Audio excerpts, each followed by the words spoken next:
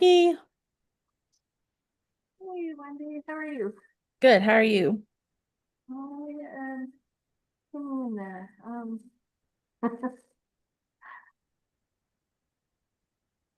And hey, Sherry, how are you? Good, how are you? Let's see. Turn the volume up. Um, Making sure I have all the. Hey, Sherry, how are you? Good, how are you? Let's see. Turn the volume up. Um, Making sure I have all the. Hey, Sherry, how are you? Good, how are you?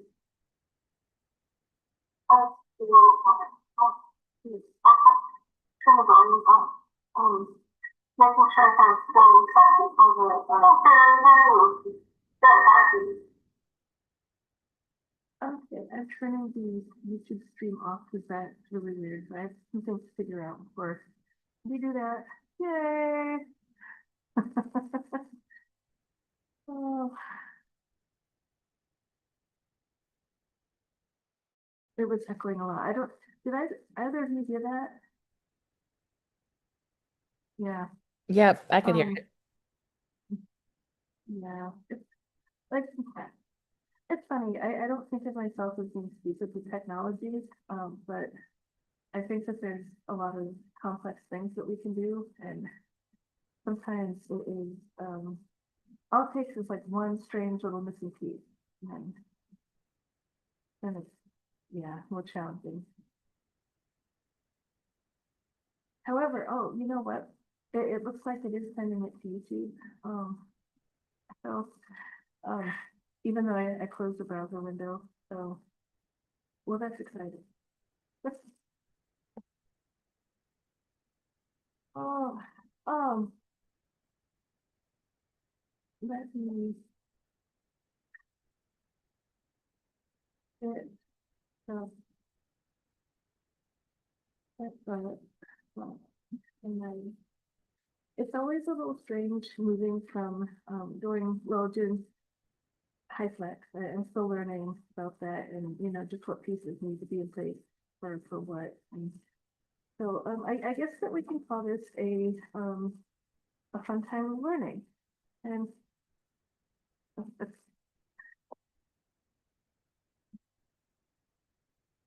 um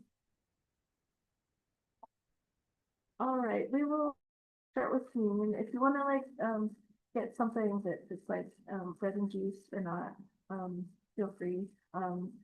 Or we can use our theological imagination to metaphorically have the bread and juice.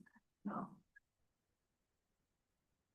on the night that Jesus was betrayed, took bread, blessed it, broke it, said, "Take, eat, this is my body given for you." And then after supper, he took the cup, saying, "This is the cup of the new covenant poured out for forgiveness of sin. Do this as often as you drink it in remembrance of me." So take the bread and the cup.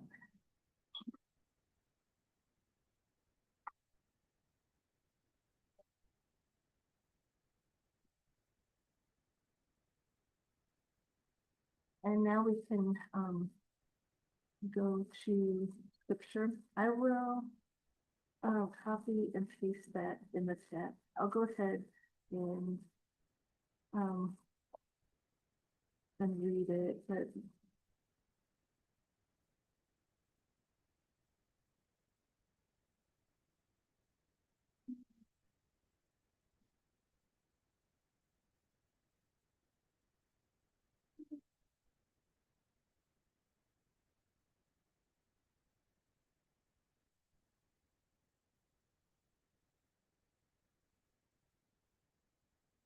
so this is from Genesis chapter 37, verses 1 through 4 and 12 through 28.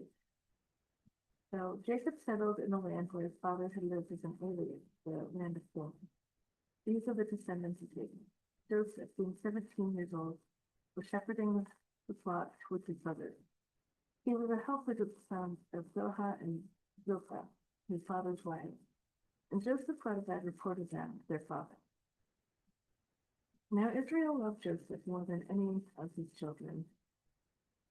And reminding that Jacob was given the name Israel by God. And so Israel loved Joseph more than any of his children because he was the son of his old age. And he made him an ornamented robe. But when his brothers saw that their father loved him more than all his brothers, they hated him. They could not speak peaceably with him. Now his brothers went to pasture their father's flock near Shechem. And Israel said to Joseph, "Are not your brothers pasturing the flock at Shechem? Come, I will send you to them." He answered, "Here I am," which is often how people respond to God calling them. So he said to him, "Go now, see if it is well with your brothers and the flock, and bring word back to me." So he sent him to the valley of Hebron. He came to Shechem, and a man found him wandering in the field. The man asked him, "What are you seeking?" "I'm seeking my brothers," he said. "Tell me, please, where are they pasturing the flock?" The man said, "They've gone away by husband's sake. Let us go to Dothan." So Joseph went after his brothers, and he found them at Dothan. They saw him from a distance, and before he came near to them, they conspired to kill him. They said to one another, "Here comes this dreamer. Come now, let us kill him and throw him into one of the pits. Then we shall say that a wild animal has devoured him. We shall see what will become of his dream." But when Reuben heard it, he delivered him out of their hands, saying, "Let us not take his life." Reuben said to them, "Shed no blood. Throw him into this pit here in the wilderness, but lay no hand on him, that you might rescue him out of their hands and restore him to his father." So when Joseph came to his brothers, they stripped him of his robe, the ornamented robe that he wore. They took him and threw him into a pit. The pit was empty. There was no water in it. When they sat down to eat, and looking up, they saw a caravan of Ishmaelites coming from Gilead, with their fathers carrying with their camels carrying gums, balm, and resin, on their way to carry it down to Egypt. Then Judah said to his brothers, "What profit is it if we kill our brother and conceal his blood? Come, let us sell him to the Ishmaelites and not lay our hands on him, for he is our brother, our own flesh." And his brothers agreed. When some Midianite traders passed by, they drew Joseph up, lifting him out of the pit, and sold him to the Ishmaelites for 20 pieces of silver. And they took Joseph to Egypt. So, that is, I know that, like, sometimes sibling rivalry is a thing, but, like, this is kind of an extreme case. Found it interesting that, they decided not to kill him, but then they thought, "Oh, we're not going to kill him because, we can sell him and at least get some money that way." So, here's some family values for you. And for scholarship reflection, I'm going to post an article in the chat called "If Favor Were Fair" from the Christian Century. And let me bring that up.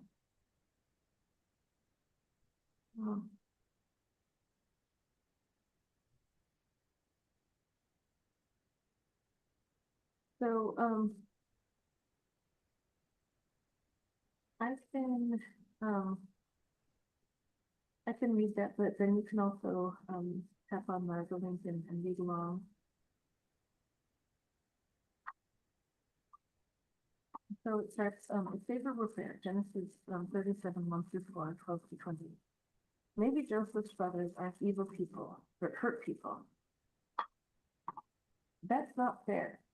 I have 4 children, so as you can imagine, praise is familiar in my home. They have thus learned early on, and often on repeat, that fairness is not defined by everyone getting the same thing. That the principles of love and equity mean that we work hard to make sure that everyone gets what they need, and also that everyone gets the experience that they want in life.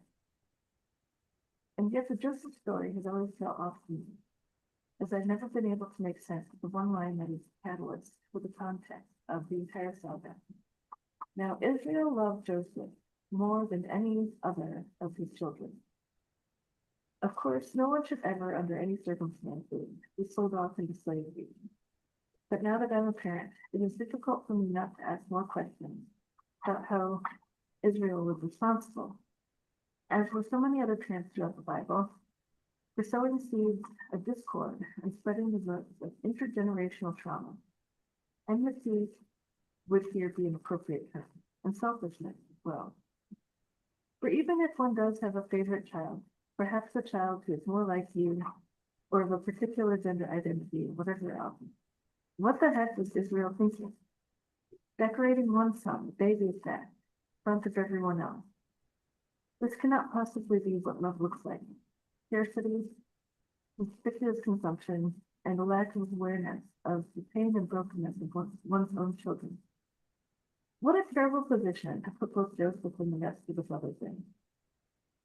Which leads us to think of what kind of trauma is caused when the mentality of favor hates fair leaves someone feeling discarded and unloved and unchosen by a heavenly parent, and the lengths we might go to tend the calluses of our hearts, and the ways that violence seems the only viable solution to a systemic source of iniquity when one feels unrecognized. What happens to Joseph isn't right or fair, of course not. But I wonder what happens if he casts his brothers not as evil people, but as hurt people. And if when we tell the story, we think not only of the final redemption, but of how to redirect the cycles of blessing, so they're rooted beyond hierarchies and logics of competition. Surely dreaming of greatness can't only be done at the expense of others. We won't ever have all of the same gifts or roles or aspirations, or even the same stations in life. But that doesn't mean we all can't matter, that we aren't all created and called to purpose, that we don't all have value. Is not our conception of God big enough to imagine that we are all God's favorite? So that's what Amy Victoria Adkins Jones had to say about that. So what do you think?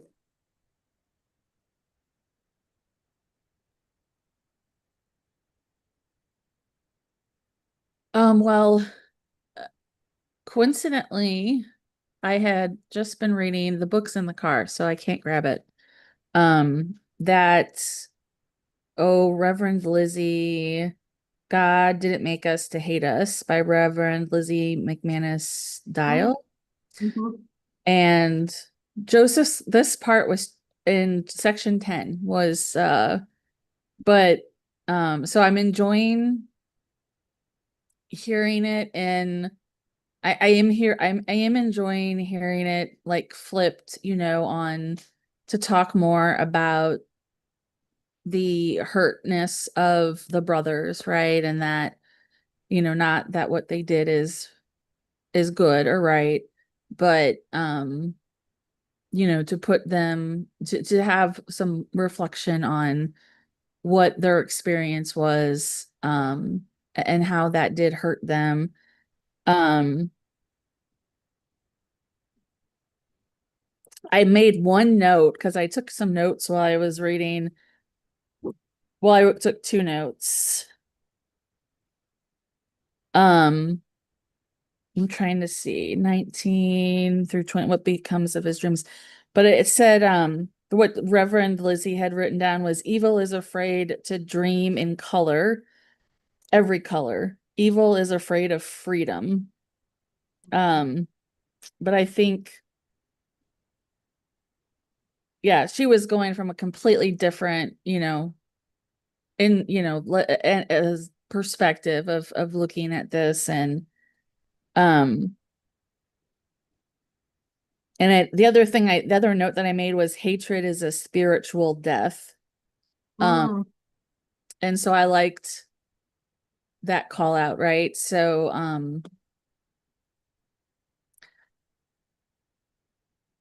yeah, it's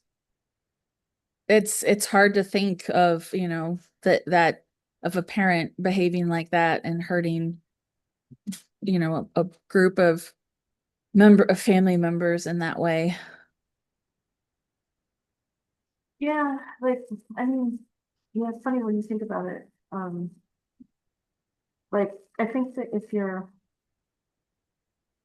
I think that like sometimes if we grow up with these stories, we can skim over those parts, but the fact that like it was Israel who really started um that by yeah, by loving Joseph more than the others. And so I think it's good to be able to dig down into like why would they feel like doing that? Yeah, it's kind of like with any story, right? Like there's multiple sides, right? And yeah, it's hard when you're reading through some of these, you might focus on one aspect, one side, and then yeah, it is good to come back, to sit here and go to think through more. And this is more about the brothers too, but I'm also kind of wondering what the heck was Israel's deal. That he behaved in this fashion. So Yeah, and I don't think that before I read that little article that I had really thought to consider what um how Joseph's brothers felt like what led them to do that. And um and so yeah, so it's good to be able to dig into the multiple dimensions of that. And but then where it's the part that comes later, right? Where they're reunited. mhm. Yeah, and I think that that is covered in next week's lectionary text. And Okay. um, but since we are not meeting next week, but we could also go into discussing that. Oh, and that gives me a really good opportunity to show um this. I don't know if you can see that, like it might be showing it backwards. No, it's good for me, the Just Love Story Bible. Yeah. Mhm. Um, well, one of the like I'm a fan of um of story Bibles in general because I think that but they don't always get it right, but some of them when they're doing stuff well can distill some of the main themes um of a story. And well, and this one is cool because it's overtly concerned with justice and love and like the big themes of scripture. And if you're looking at story Bibles, a lot of them are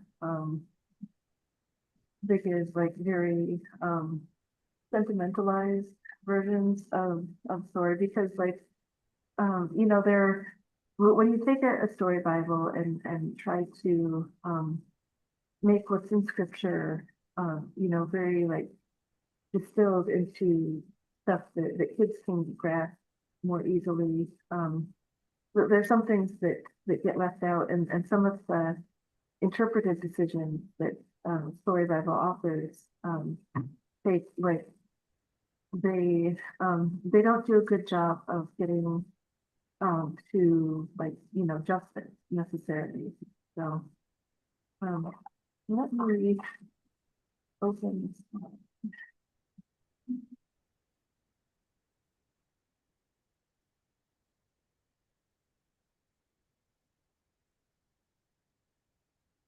Uh, So the story that it tells about Joseph is called A Fractured Family Finds Forgiveness. And and so I think it's cool that they do a certain amount of engaging the controversies because like a lot of story Bibles like try to avoid controversy. Um and so I can go ahead and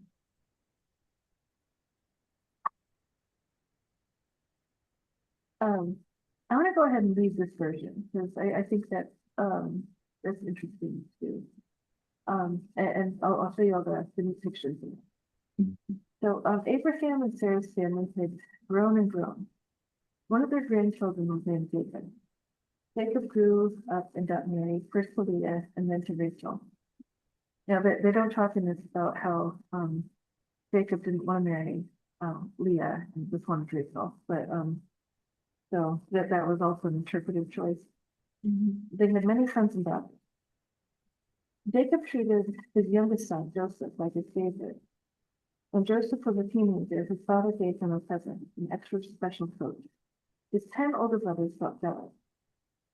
Then Joseph had dreams about ruling over his family, told his siblings and parents about them. That upset his big brothers even more.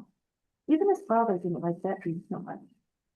Everyone feels jealous from time to time. That's normal. But what the brothers planned next was not. And so this is that first page. The brothers plotted to get rid of Joseph. They ripped off his special coat and threw him in a pit. One brother, Reuben, felt terrible. He planned to sneak back to rescue Joseph, but before he could, the other brother sold Joseph to some tradesmen. When Reuben came back and saw the empty pit, he was filled with sorrow and regret about what they had done to Joseph. The brothers went home and lied to their father, Jacob, who by this point is known as Israel. They don't go into that name. Yeah. They showed him the ripped coat and said Joseph had been killed by a wild animal. Their father cried and could not be comforted. The brothers thought they would never see Joseph again, but they were wrong. And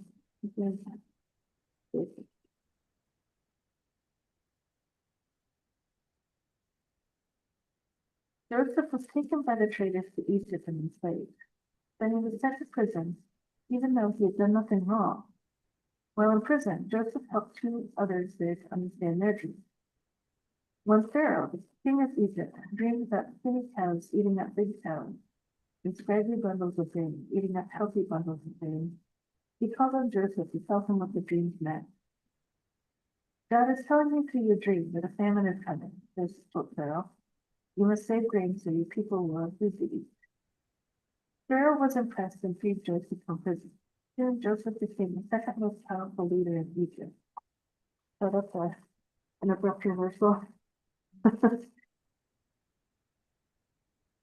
One day, a group of men bowed before Joseph. He recognized them. They were his 10 big brothers who tried to get rid of him when he was a teenager. Could he forgive them? Were they sorry for what they'd done? Had they changed? Joseph pretended not to recognize them. Where do you come from? He asked. We come from Canaan. Please, may we have some grain to bring back to our family? One asked. Joseph realized his brothers didn't recognize him. We are 12 brothers, they said, all sons of one father back in Canaan. The youngest Benjamin is with our father, and one is no more. Joseph wanted to find out if they become trustworthy. You may have grain to take back to your family, but one of you must stay behind until the others return with the youngest brother. That will show whether you are honest. The brothers.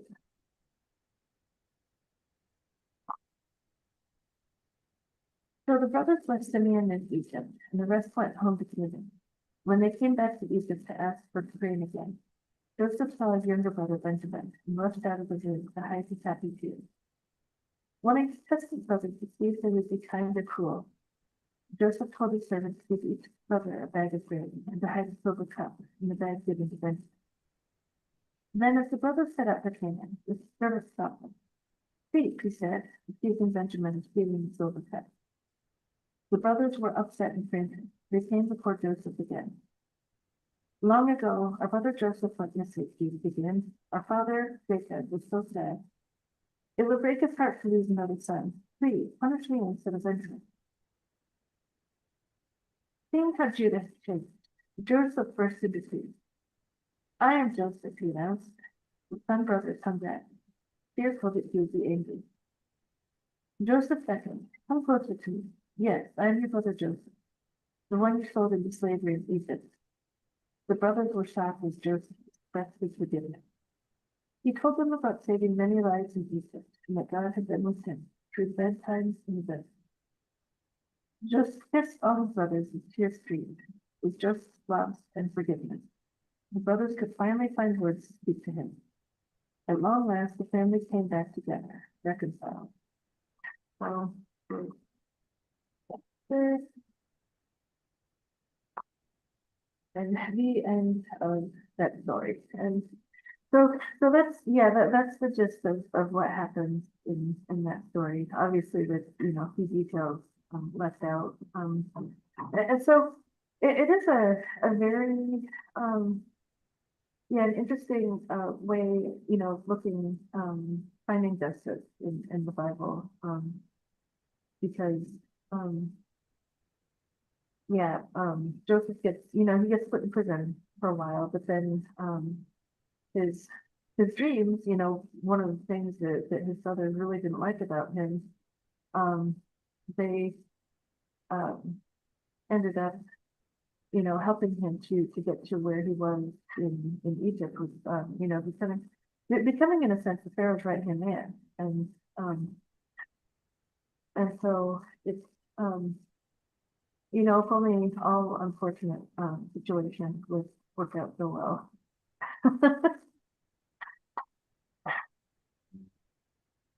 But Yeah, but it really seems like a um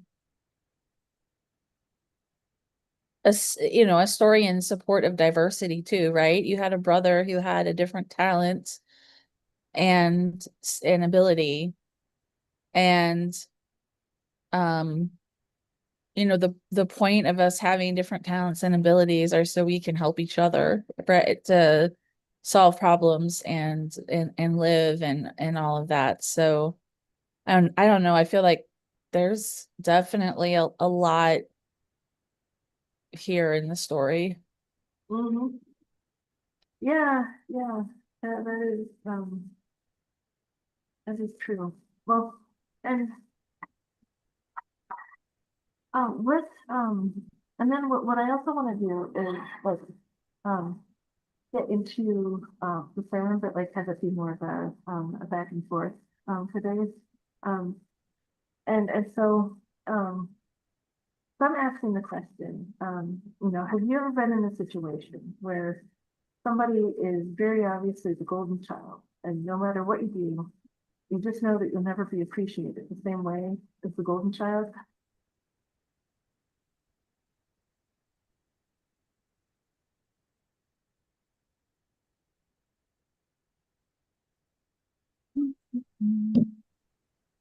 Hi everyone, I just figured out how to do the video. Hey. I've been sitting here so frustrated. Uh, hi. Um, you know, at school I see when I teach people, the poor kids, they're always like, well, of course he doesn't have to do all of the work because he's the smartest one. Mhm. And there's the resentment. But, and in my family, I was the baby, the one that, um, I was the favorite, but man, that really came up and strong again and processing my mom's death, Mhm. falling back into that golden child role, and it's something what I always find with whoever is in that more revered position. And this Bible verse always makes me think of the prodigal son too. Mhm. The, the why are you favoring one over the other? The Mhm. the the resentment is real, and that Joseph didn't choose this. He didn't ask for it. It was decided for him. And it's also a story of consent, you know.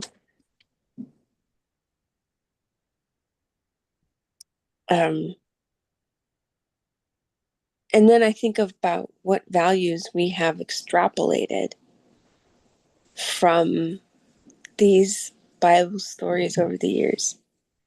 The value of good or bad. It's okay to be angry at a person.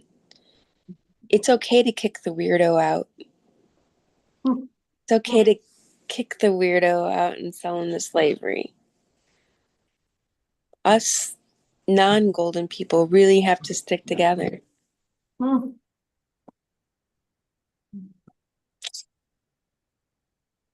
So, yeah, definitely food for thought. Yeah, yeah, because, well, and as I was reading this passage, you know, I was thinking about, like jealousy and revenge and, perceived wrongs and actual wrongs and how we deal with, all that. And, um, I mean, because, like, I think that, well, with some people in my family, I may have been a bit of a golden child, but not necessarily tough.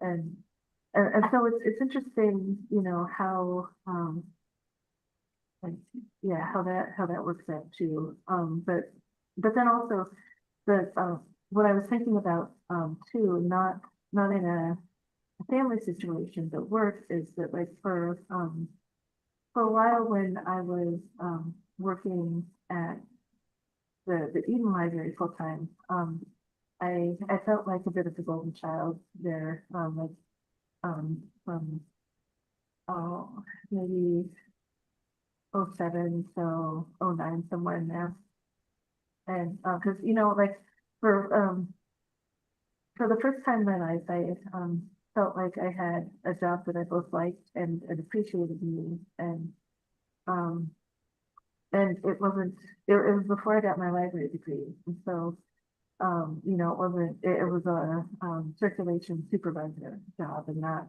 like a full-on librarian job, but, well, and also that, that melds in with what I have heard described as vocational awe, where you feel happy just to be there and happy to get paid. And that describes probably, oh, I don't know, about, the first, well, that describes how I felt about libraries until um until I got let go of the Eden Library because you know budget cuts and then saw their library building to run through and um then after that I lost my vocational awe. uh, and ironically like that was just during my first semester in library school, like you know some librarians say that with them you know well after they're finished, but that situation really helped diminish that for me.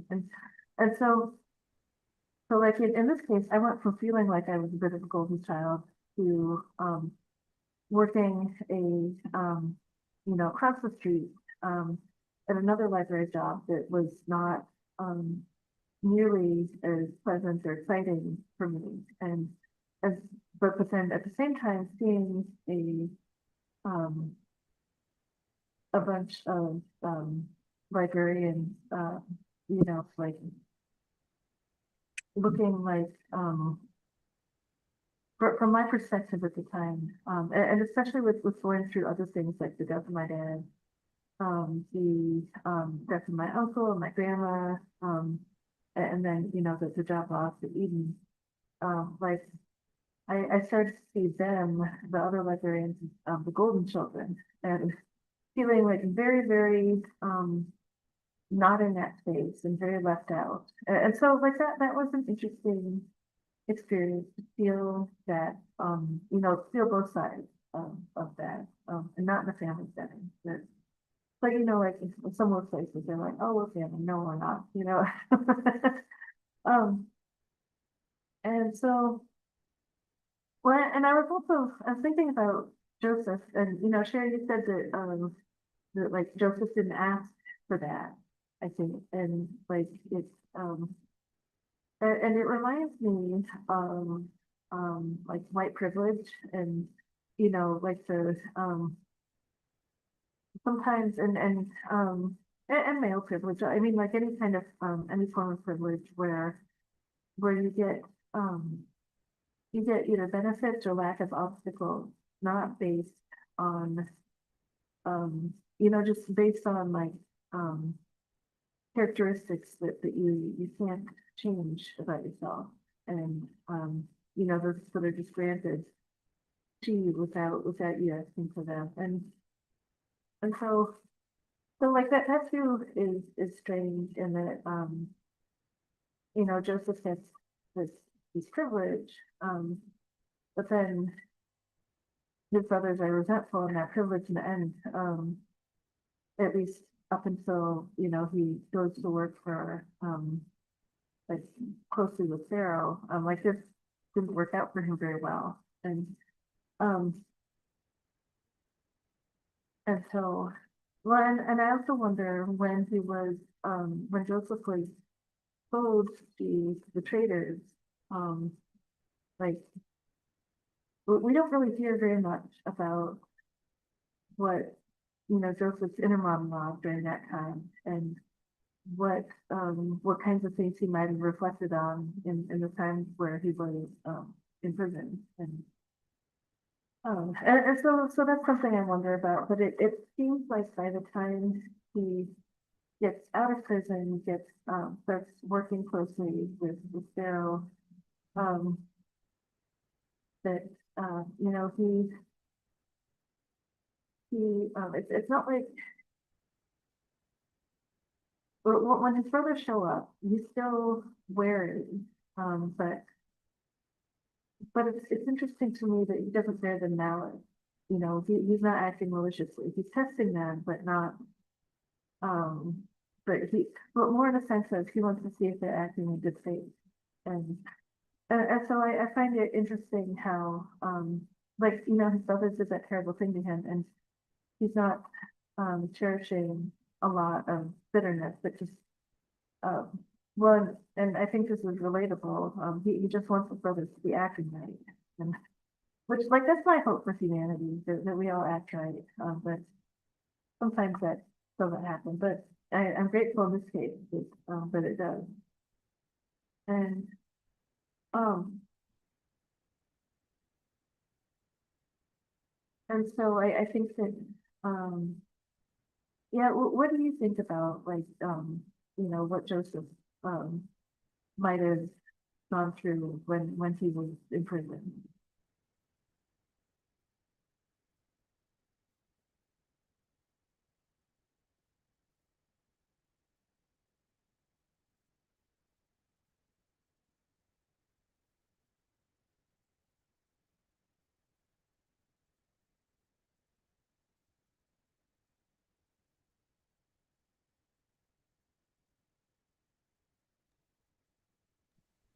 Yeah, I don't know because um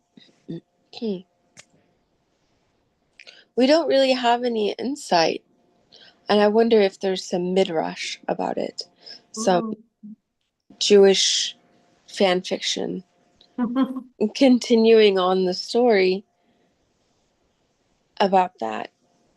He doesn't come out a changed man. Like there wasn't an epiphany or anything, or it wasn't like Job. He didn't. Well, Job didn't. Anyway, he didn't. It wasn't a time of solitary confinement to learn a lesson, right? So, No. so what was the purpose of his jailing? I think for the story is what I would need to answer. Mm-hmm. And I think there isn't really a purpose for him. The purpose is for his brothers. And that then speaks to the justice system, because why is that the ultimate goal, where you feel like you've done something? Sticking him in jail helped the brothers, helped them feel superior. Do we sometimes do that to people we send to jail? Mm. Yeah, that's a good question. Well, Yeah. and I Or think not even send to jail, right? I mean, I get the, I think of trans people and an ornamental coat and, the way society is right now trying to, I mean, I guess they are trying to jail them, right? They just don't have the rules in some cases. So they're trying to put rules in place so they can jail them, I guess, and look further down on them. Yeah, for the superiorness. And what would the alternative be? It it would be a device that we have today, but I'm not really, well, I mean, a device for hashing it out or processing the brothers' feelings. And I guess there's a little bit of the precedent with that in the Hebrew Bible, when Miriam and Moses and their brother really have to sit down, and Miriam is sent away, but they do come back together. They're they're not, um they don't ostracize themselves. So there is a different, there isn't, they didn't just throw her away completely.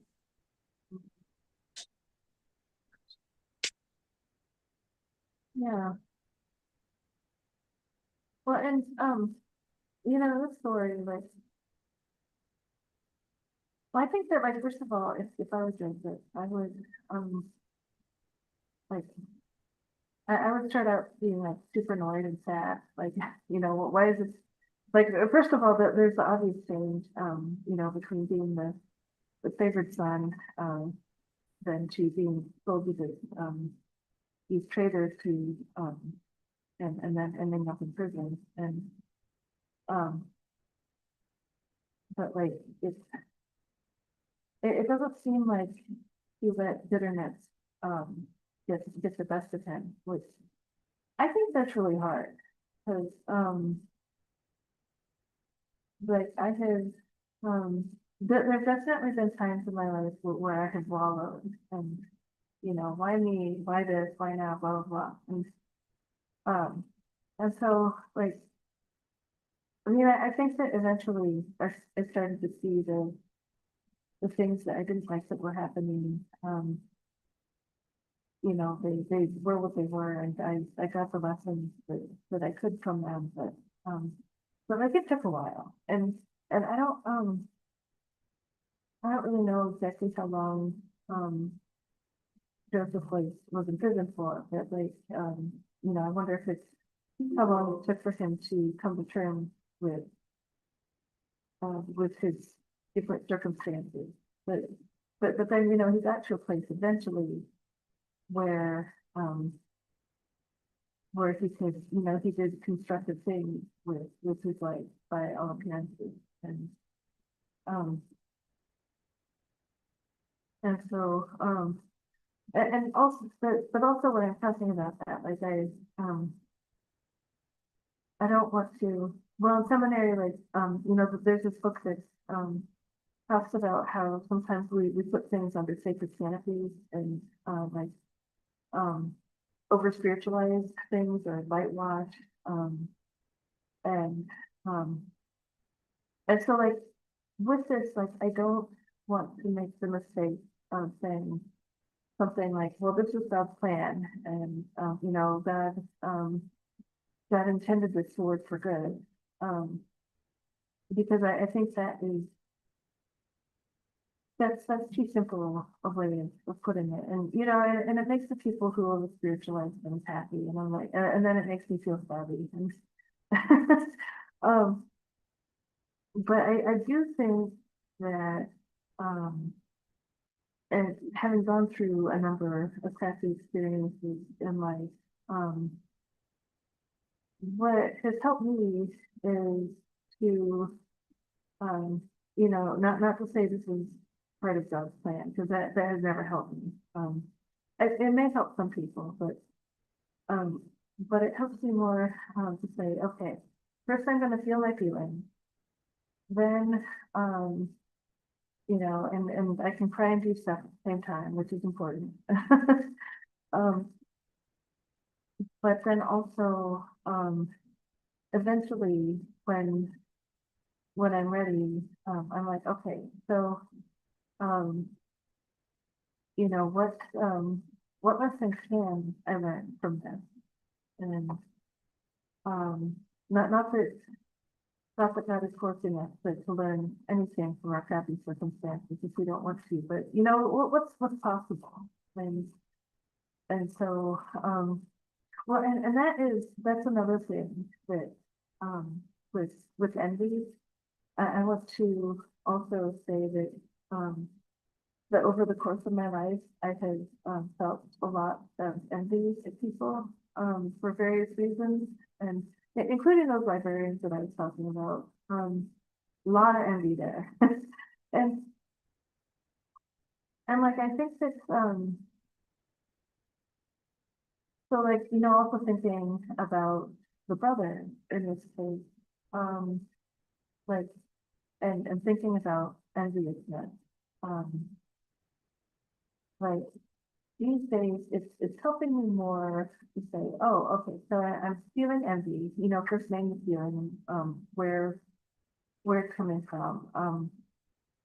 But then also to ask myself, okay, so I can see that I'm interested in this that this person has. So what about what they have can I work on incorporating into my life? And now, obviously, like in the case of, you know, like billionaires, like I don't think that most of us can work on incorporating like getting $1 billion into our life, which like, you know, who needs that anyway? But then also, um, thinking about like what about them? Yeah, what about them and their life and this thing can I incorporate into my life? And so that is, that's another thing that has personally helped me without, you know, again, putting that under a sacred canopy and saying, oh, this is, you know, God's will that things are like this, because then it leaves room for like, partnership with God, you know, for God and us to work together on things.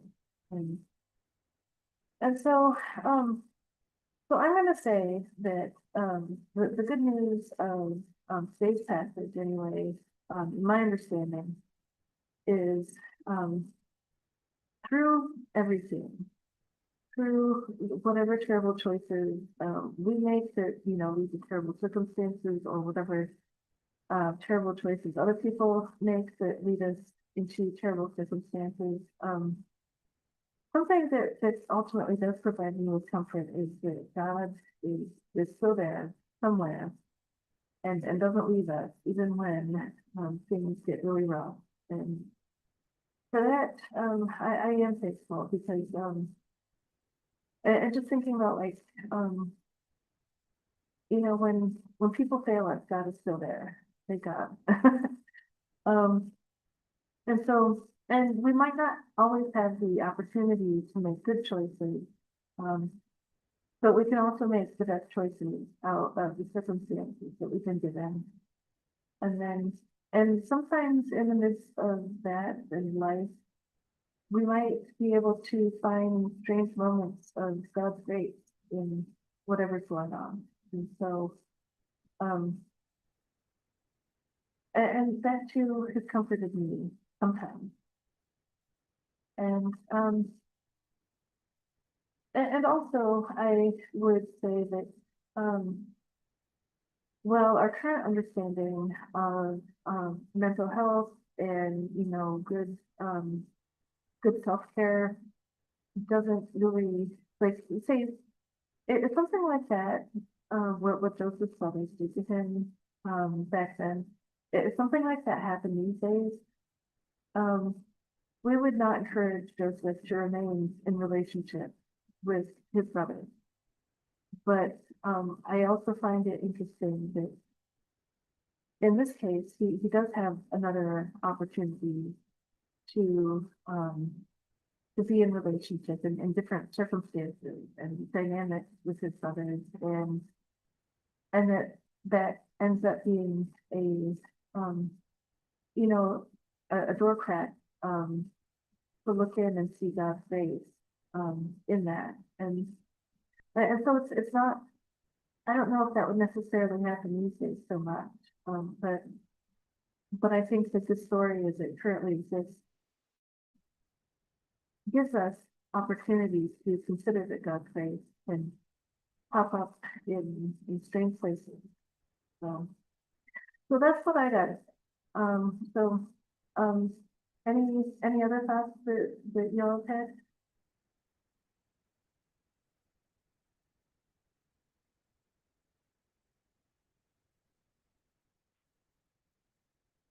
So, um, now,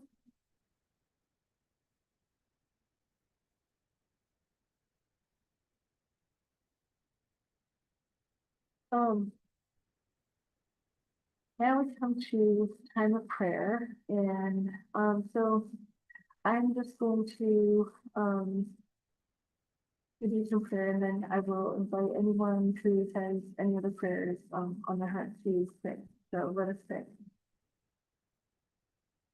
Gracious God, we come to you in the midst of all of the everything that is going on in our lives. Um,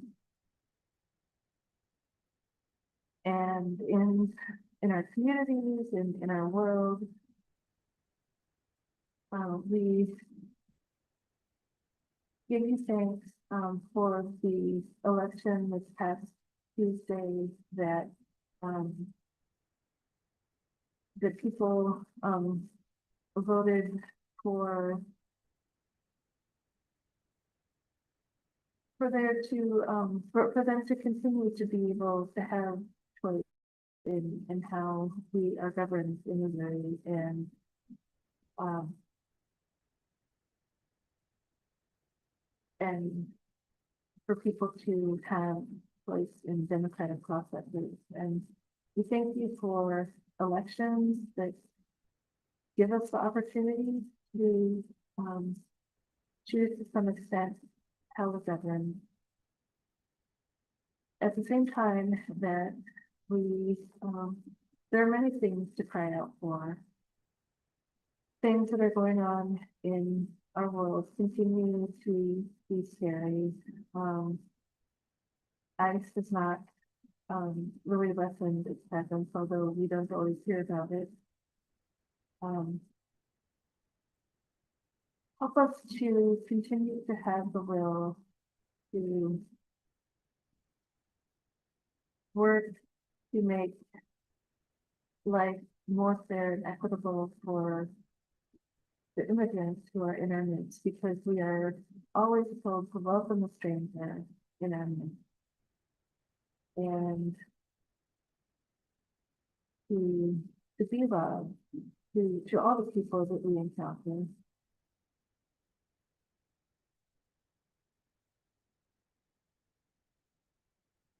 We give thanks for the conversation that we had last night, with the Chosen for Change Foundation and the community around that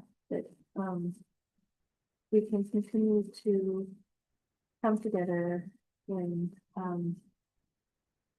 with all of our, racial and ethnic background, and to have conversations about what it means to be the people who are keeping justice in the world and working so hard to be loved in the world.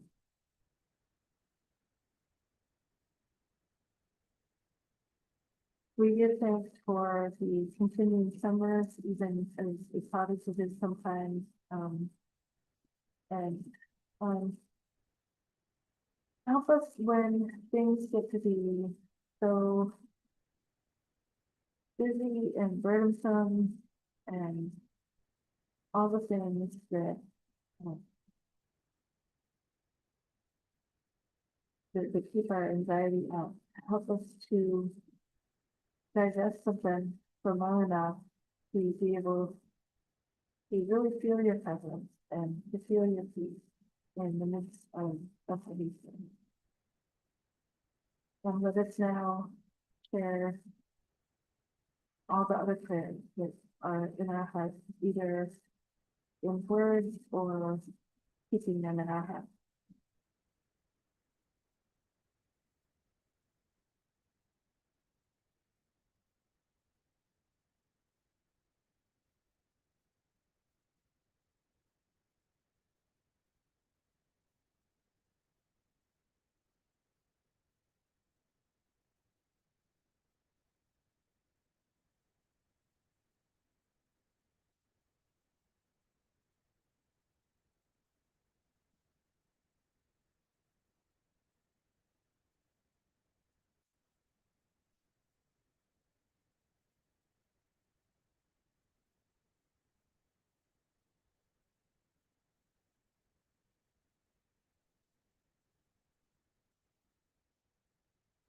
We ask God that all of these things that we carry with us in our hearts and spirits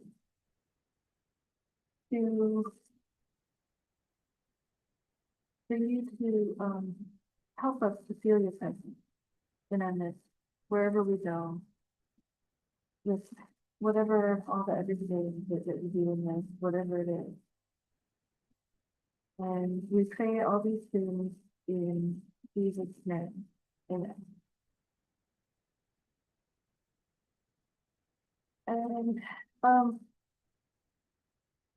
so now we come to a time of offering, and I will say that it takes all kinds of forms of energy to keep this ministry, get this ministry going, keep it going, and including the time, talent, treasure, and I'm grateful for your presence here. And if you have money to give, we can take it through Tidely or check cash. So carefully consider what you can give in any way. So, and then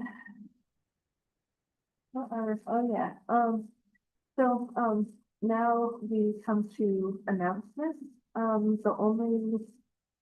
think the only real announcement I have right now is we're doing craft o'clock on Thursdays from 5 to 7. So if you can come for all or any of that, that'd be super cool. What about do you have anything to say on that?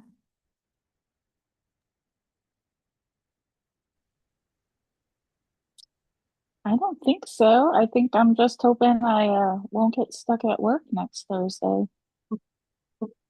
Work.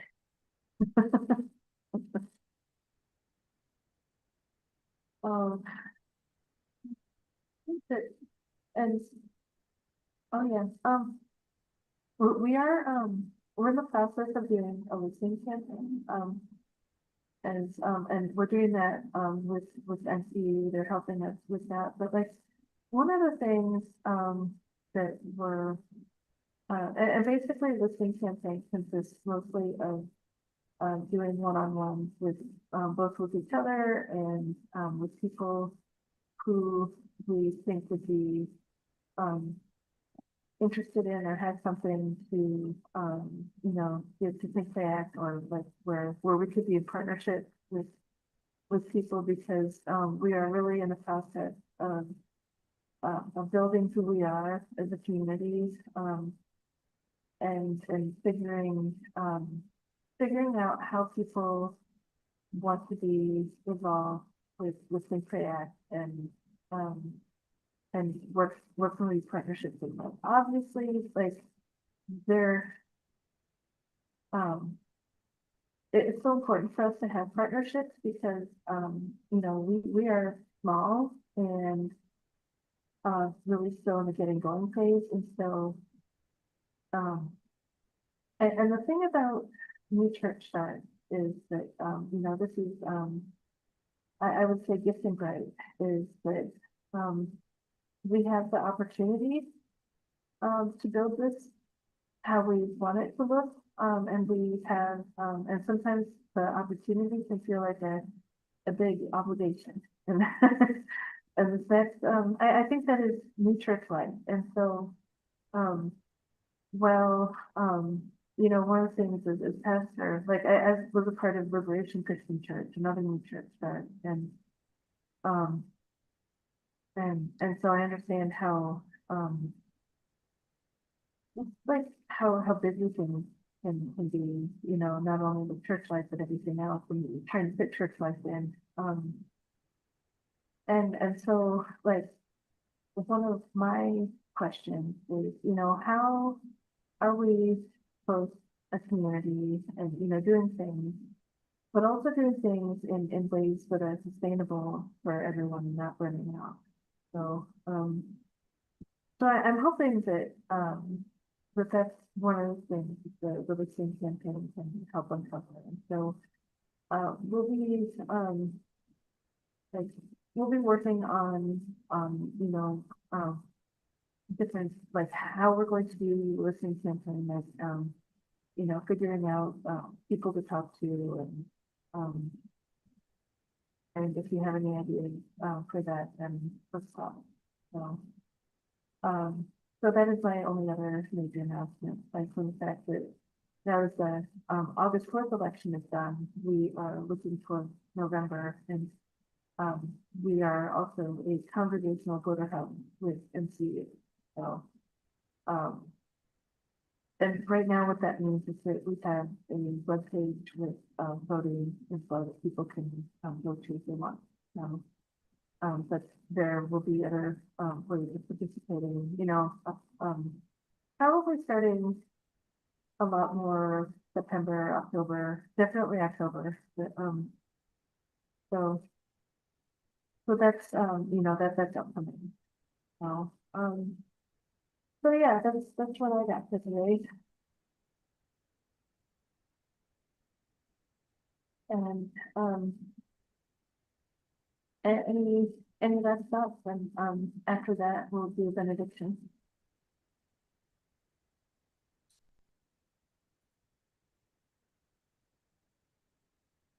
All right, well, may we go forth into the world carrying, God and Jesus in our hearts, and being in touch with our divine spark, and living that out in all the ways that we are in this world.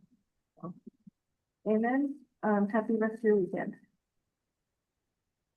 Thank you. Sherry, good to see ya. I miss you. Yes. There, that's how you do it. It's so good. That night. Yes, I miss you too. Did you do the yarn crawl this year? No, it's been too busy. Yeah, I didn't either. I thought about it. I did, and then I'm like, no, I just can't. I was volunteering that weekend at the county fair, so